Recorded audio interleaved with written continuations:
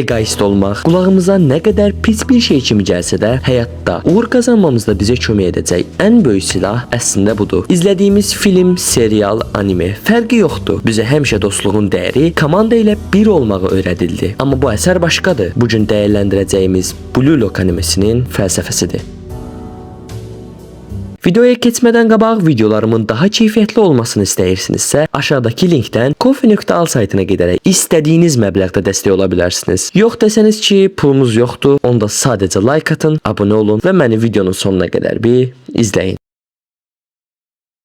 Animemiz Isagi adındakı bir futbolçunun vacib bir oyunda qapıcı ilə qarşı-qarşıya qalması ilə başlayır. Isagi topa özü vura biləcəykən qarantiyə alıb pas verməyi seçir və dostunun qolu qaçırması ilə birlikdə oyunu uduzurlar. Isagi isə artıq futbolu buraxma düşüncəsindədir. Bu ərəfələrdə qəribə bir şəkildə Isaginin evinə Yaponiya Futbol Federasiyasından dəvət məktubu gəlir. Təbii ki, Isagi şok içərisində ora gedir və orada həyatını dəyişdirəcək olan Ego Jinpachi ilə tanış olur. Məntiq asandır. Burada 300 futbolçu var. Bunlar müxtəlif missiyalardan keçərək dünyanın ən yaxşı futbolçusu olmağa çalışacaqlar. Amma missiyaları keçə bilməyən hər futbolçu bir daha milli komandaya daxil ola bilməyəcək. Bir baxımdan Squid Game bu qədər problem az imiş kimi Ego daha vacib bir şey vurğulayır. Burada komanda oyununa yeri yoxdur. Hər kəs öz egosunu, öz bacarığını ortaya çıxarmalıdır. Isagi də buna balıq kimi tullanır və animemiz tam mənası ilə başlayır. İndi burada dayanaq, çünki Egonun bu fəlsəfəsini dərinləməsini analiz etməliyik.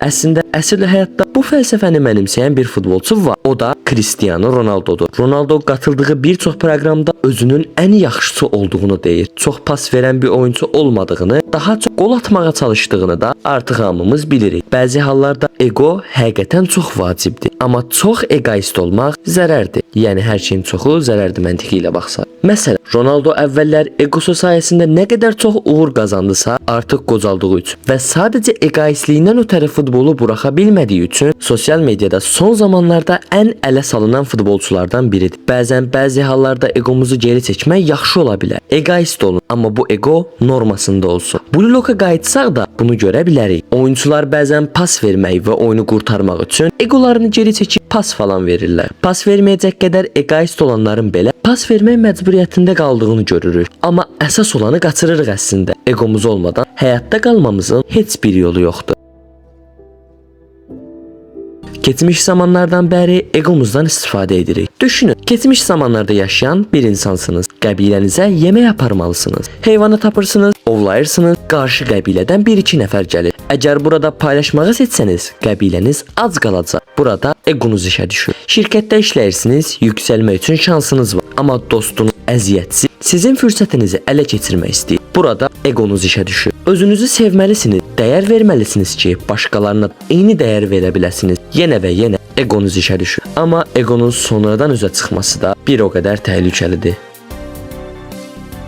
Həyatı boyunca səfil olub birdən varlanan insanların egosunun inanılmaz artdığını yəqin ki görmüsünüz. Bu əslində sonradan qazanılan bir ego deyil. Səfil vaxtı içində saxlanılan duyğuların birdən-birə partlamasıdır. Açığını deyəcəm, belə insanlardan uzaq olun və bu şəkildə bir ego inşa etməyə qətiyyən çalışmayın. Əgər uğur qazanacaq qədər normal bir ego istəyirsinizsə, özünüzü sevin və fürsətləri dəyərləndirəcək qədər özünüzə arxayın olun. Yəni, qol vurmaq var ikən niyə pas verəsiniz ki, bəzi hallarda?